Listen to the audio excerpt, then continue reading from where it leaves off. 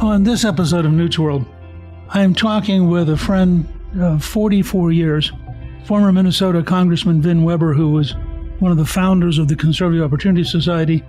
And while I was with him in Congress, he was clearly one of the wisest and smartest members of the House, and somebody who I have enormous respect and affection for.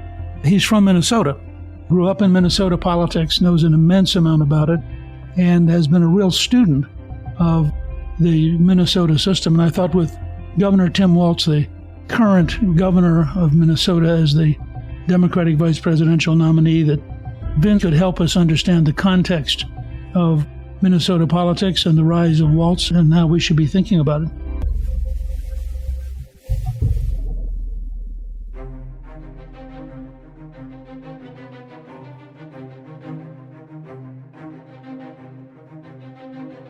You've done a lot of things, I think, at the Humphrey School and elsewhere in Minnesota. Could you take just a minute or two and talk about the mechanism or the pattern that has this continual shift to the left, which we've also seen in Seattle, in Portland, etc. But when you look at Minneapolis and St. Paul, why have they been steadily moving further and further left? Well, I trace it back to the late Paul Wellstone. He was a good friend of mine, even though we agreed on nothing. He died in a plane crash, and his family, instead of deciding to ask for a statue or a building or something to be named after him, formed something called Wellstone Action, which had the explicit goal of training progressive activists across the state of Minnesota. And they have done so very, very successfully. And the progressive movement, if you want to call it that, particularly in the Twin Cities, is very strong, very well organized, very well trained, and uncompromising. Because I had stronger words in mind, let's just say uncompromising. You know, I was at the Humphrey School on the stage the morning after Ilhan Omar was elected the first time. And she had been in our program at the Humphrey School, the one that Mondale started and I took over later. And so we interviewed her and a couple other people, and she talked about the progressive movement. And I have to say, and I said to her at the time, the progressive movement in Minnesota is the only well-organized, comprehensive political movement in the state. It doesn't mean I agree with them on anything, but the people that I agree with are kind of not well-organized, not well-motivated, and not well-trained. I shouldn't say well-motivated. They are well-motivated, but they're not well-trained. And the progressives are. I think that conservatives, like us, have to recognize that that's a reality. And I hear people say, well, the people in the Twin Cities are crazy. You know, if that's our attitude, we're going to lose. We have to recognize they are well-organized, well-trained, and highly motivated and uncompromising. And it shows in every election. Every election is a referendum for them on whether or not they can move a given city or state to the left. And they very often or usually succeed. To what extent was the rise of this kind of militant progressivism, to what extent did that feed into the scale of the riots in 2020? I think it fed into it considerably.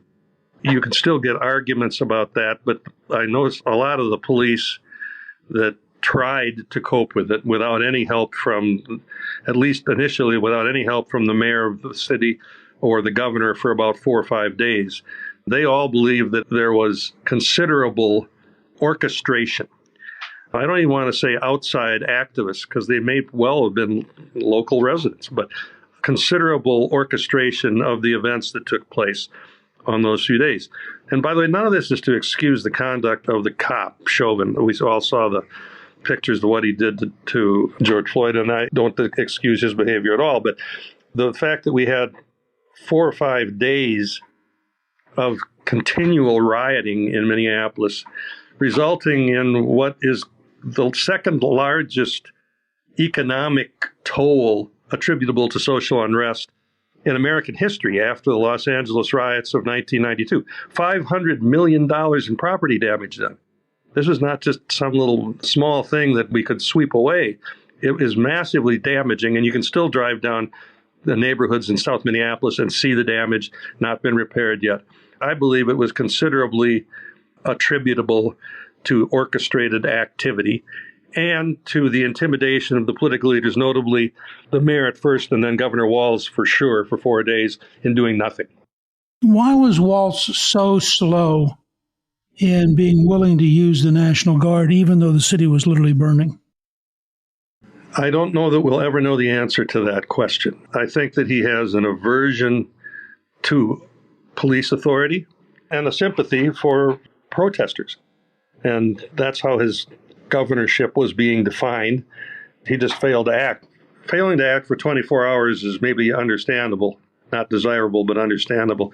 But for 4 days, you don't even have to go to see it. You can watch it on the news. It was constant. And there's no excuse for not calling out the Guard to stop that horrendous destruction, which has left Minneapolis in a much poorer place ever since. What's your sense of the whole argument about Walz as a National Guardsman and the fact that apparently he exaggerated his final rank, he exaggerated whether or not he'd been in combat, and he managed to retire in a way which some members of his unit thought was a deliberate effort to avoid being mobilized? Having watched it from a Minneapolis, Minnesota perspective, what is your take on that whole National Guard story? I have to tell you, since I didn't serve in the military myself, I'm just a little reluctant to criticize too much on that. But I listened to the people that served with him, and they're pretty much uniformly appalled by his behavior. The one that I don't want to get into this too much, but the one that I really struck me was the chaplain of the Minnesota National Guard at that time, who is now a pastor in North Dakota, issued a statement calling him a coward. A pretty strong statement coming from a man of the cloth. This wasn't his commanding officer or anything like that. This was the chaplain who gave spiritual advice and counsel to the members of the Minnesota National Guard. Walz has this he's had a continuing relationship with China, where he apparently has traveled like 30 times. He's taken high school students on visits, apparently some of them partially funded by the Chinese government. Does that matter, or is it just a sign that he happened to get into a good pattern? And China's an amazing country, so you can understand why somebody would be interested in going there. See, I don't know anything nefarious about it. It would bother me a little bit. I do observe, though, that the attitudes toward China in this country, as you know, Newt, have changed rather considerably over the last 20 plus years. I remember one example, and it's not to be critical of him, but when Mitt Romney ran for president the first time, his stock speech included the line, "Some people look at China and see 1.5 billion competitors. I look at China and see 1.5 billion customers," a very optimistic view of the United States' relationship with China. 4 years later, the same Mitt Romney ran again and called for China to be labeled a currency manipulator. And I don't see that as so much a sign of a flip-flop on Romney's part as it does a recognition of the fact that American attitudes toward China changed very dramatically.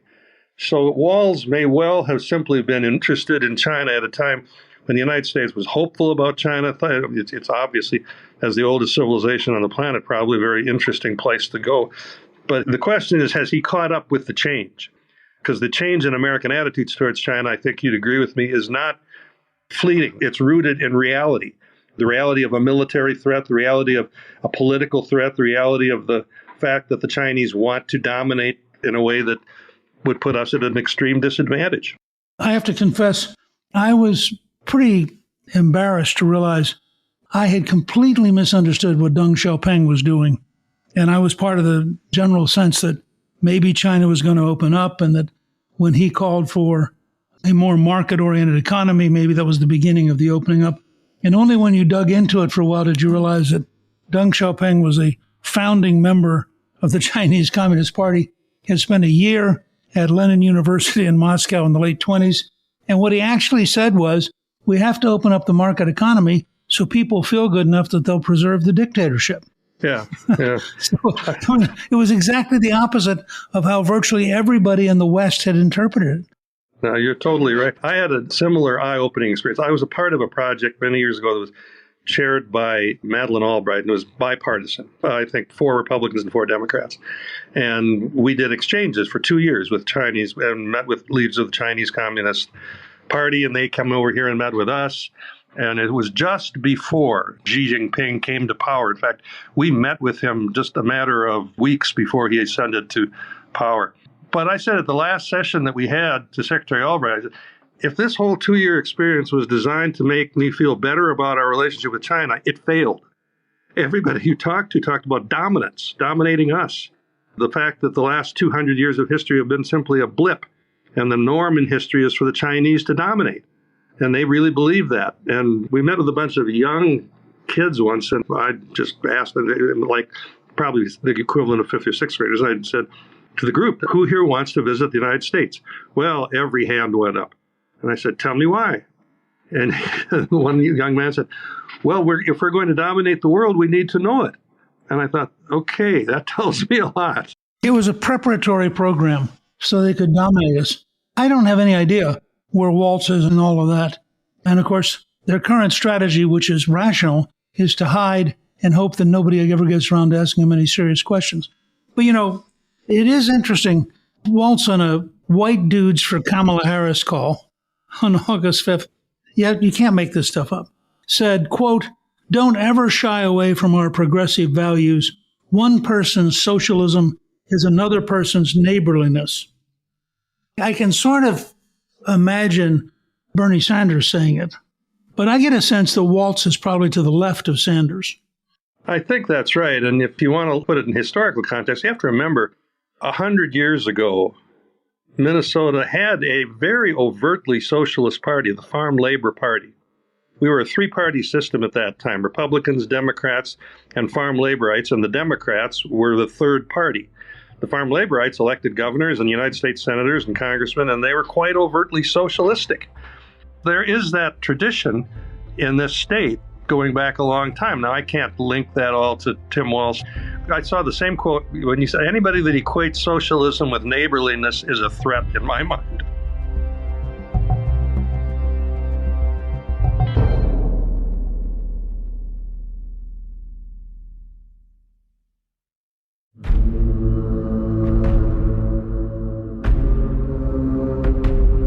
Humphrey, as you'll remember, actually ran for mayor to defeat a communist in 1948. And Ronald Reagan actually made a commercial supporting Humphrey in 1948. But the fight was literally between the very hard left and traditional Democrats. Yeah, that's exactly right. Just as an aside, Newt, Humphrey and Reagan, I believe, were born the same year, and they had the same 100th birthday. And on their 100th birthday, the Humphrey School put together a little program where they wanted to pay tribute to Reagan and Humphrey and their friendship. And I did a lot of research, including with our mutual friend, Gene Kirkpatrick, who had worked for both of them. And I found out that throughout his governorship, Reagan had an open standing invitation to Hubert Humphrey to stay at the governor's residence in Sacramento anytime he was in California. They may have parted ways in terms of party, but they were united in the thing that mattered most to them, which was keeping the communists out. In that sense, Walz really represents to the left of Humphrey, wing of the progressive movement in Minnesota. And it's easy to forget how deep that tradition was. Walz signed a bill that expanded access to driver's licenses without regard to immigration status, which means that if you're here illegally, you can get a driver's license in Minnesota. Also, free health care and college tuition. If the government's going to say to you, even though you're illegal, you get free health care and college tuition, I guess you should be able to drive. Well, and if you think about it, how many of those folks are going to write or call home and say, if you can get here are all the goodies you're going to get. Yeah. It's like sending up a big billboard that says, please come to Minnesota. We'd like to give you money. Yeah, that's exactly right. Exactly right. Does any of that affect his popularity? Oh, yeah, his popularity has dropped considerably. He did win re-election. Part of the problem that we have in Minnesota is the Republican Party is a bankrupt shell. And the Democratic Party, I have to say, led by a guy named Ken Martin that I know pretty well, is one of the most robust political organizations in the country. We nominated not a bad guy for governor, but a flawed candidate who did not handle a whole bunch of things well. And Walz won, but he won by a reduced margin, and he lost most of rural Minnesota, which is where his roots originally were. My sense is that Walz is very strong in the Twin Cities and then rapidly loses ground the further you get from the two cities. I think that that's exactly right. I'm right now at our home in northern Minnesota. And it's hard to find a Walz supporter in northern Minnesota. I don't say there are none, but it's hard. Part of it has to do with his handling of the COVID issue. And Minnesota was an extreme lockdown state. And in these small towns throughout rural Minnesota, that was the death knell for all sorts of small businesses. I know business people that went out of business in the town that I'm near because of that. And there's a deep resentment of the way that he handled it. People went to jail for violating the lockdowns of Governor Walz ordered. They didn't just get a fine, they went to jail. So there's a deep resentment of that, particularly throughout rural Minnesota. I'm hoping that J.D. Vance will ask him this if they debate. He had this rule that said churches could not meet, but the Mall of America could be open for retail therapy. If you think about that for a little while. It makes no sense. Well, it does if you're a total secular left-winger. I mean, you hate churches anyway, and you love shopping. I think he also established a hotline where you could call and report if your neighbors were gathering illegally during COVID. It was encouraging people to report any activity that they found suspicious, not just related to COVID, but related to diversity, equity, and inclusion. Anybody that questions the social movement. Some of it's been backed off, but it was a frightening, chilling thing. You know, an example of an unrestricted reach of government. Sounded a lot like the Stasi in East Germany or the social coercion program in China. I mean, it may have been the most aggressively repressive system in the country during COVID. I believe that.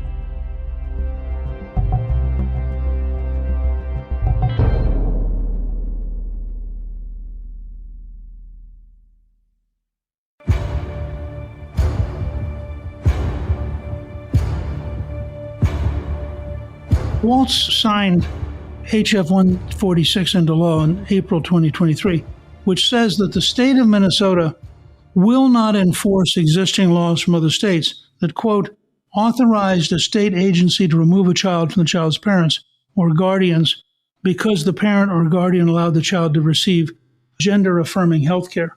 Now, I don't fully understand that, but Walz described it basically as creating a sanctuary for people who want transgender medical help for children. Yeah, that's exactly what the policy is. It's very adverse to parental rights. It's arguing that the state has the ultimate responsibility for your children, not the parents, because you can't trust the parents, particularly on these transgender treatment issues, which I believe is a raging controversy and is going to become more raging as time goes on. It has really surprised me that it has not blown up more on the Democrats, because they are almost universally committed to imposing the power of government on behalf of transgender behavior. How do you think Walz will wear with the American people over the next 50 or 60 days? Well, first of all, let's state the obvious. He's not without political skills, and that will get him a long way. But they're going to find out the things that we've been talking about here. And I think that's true of the whole Harris-Walz ticket. If anybody can get to the left of Harris, it's Tim Walz. And when people realize that, I think they're going to understand that the change that they want is going to be a sharp left turn if they vote for Harris and Walz. I think it's perfectly reasonable to expect Tim Walz.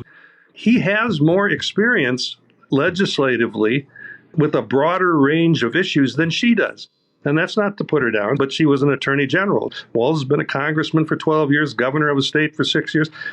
He will drive the agenda domestically more than any previous vice president in recent memory, I believe. And he'll drive it all to the left. All to the left. That's his entire experience. There's no exception to that. I mean, it's really kind of remarkable. I think when you and I first met, we could never have imagined how either the country or your state would have evolved. I think that's right. But we have to keep hope. Yeah, well, I think in some ways we're winning, and other ways it's just a mess. But Vin, I want to thank you for joining me. I'm very grateful that you would spend time as a Minnesotan talking about your governor. It is always a joy to be with you. Thank you for inviting me, Newt. I have to make one little thing at the end, a caveat. All of this does not mean I don't love Minnesota. Anybody listening, come to Minnesota, visit Minnesota. Minnesota's a great place. Thank you to my guest, Congressman Vin Weber. You can learn more about Governor Tim Walz on our show page at newtsworld.com. Newt's World is produced by Gingrich 360 and iHeartMedia. Our executive producer is Garnsey Sloan. Our researcher is Rachel Peterson. The artwork for the show was created by Steve Penley. Special thanks to the team at Gingrich 360. If you've been enjoying Newt's World, I hope you'll go to Apple Podcast and both rate us with 5 stars and give us a review so others can learn what it's all about. Right now, listeners of Newt's World can sign up for my 3 free weekly columns at gingrich360.com/newsletter. I'm Newt Gingrich. This is Newt's World.